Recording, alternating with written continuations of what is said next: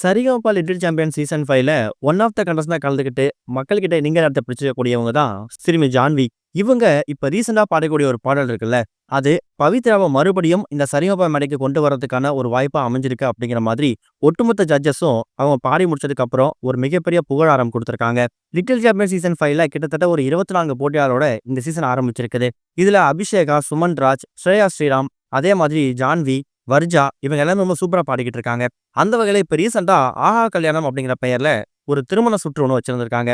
அதுல ஒரு போட்டியாளரும் அவங்களுக்கு மனசுக்கு பிடிச்ச பாடலையும், அவங்க பேரண்ட்ஸ்க்காக சில பாடலையும் பாடியிருந்தாங்க. அதுல ஜான்வி வந்து "உனக்காக பொறந்தேனே" அப்படிங்கிற பாடல பாடி, மறுபடியும் பவித்ராவோட நினைவுகள இந்த ஸ்டேஜ்க்கு கொண்டு வந்திருக்காங்க.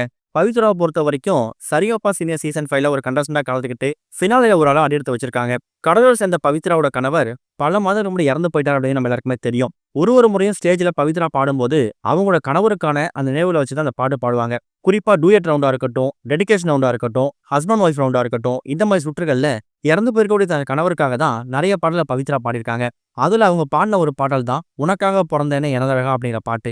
இந்த பாட்ட இப்ப மறுபடியும் ஜான்வி ஆஹா கல்யாணம் சுற்றுல பாடி ஒட்டுமொத்த ஜட்ஜஸையும் அதிர வச்சிருக்காங்க. அதுல குறிப்பா ஒரு ஜட்ஜஸும் ஜான்விய பார்த்து கொடுத்த கமெண்ட்ஸ், "போன சீசன்ல பவித்ரா என்ன பாடும்போது ஒரு ஃபீல் வந்துச்சோ, அதே ஃபீல் இப்ப நீ பாடும்போது வந்திருக்குமா?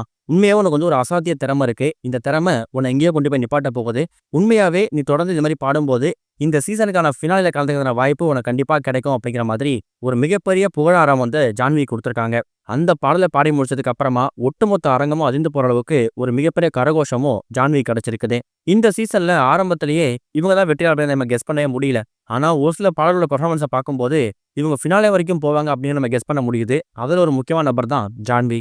இது ஒரு பக்கம் இருக்க, கடந்த வருஷம் வெளிவந்து ரசிகர் மத்தியில அமோக வரவேற்பான திரைப்படம் தான் டூரிஸ்ட் ஃபேமிலி. வித்தியாசமான கதைக்களத்துல உருவான திரைப்படத்தை இயக்குனர் அபிஷன் ஜீவித் இயக்கியிருந்தாரு.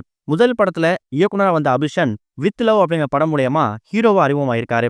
எஸ்.ஜே. சூர்யா, பிரதீப் ரங்கநாதன் வரிசையில முதலா இயக்குனரா களமிறங்கி நடிகராகவும் என்ட்ரி கொடுத்திருக்காரு அபிஷன். இவர் ஹீரோவா அடிச்ச ஒரு திரைப்படம் தான் வித் லவ்.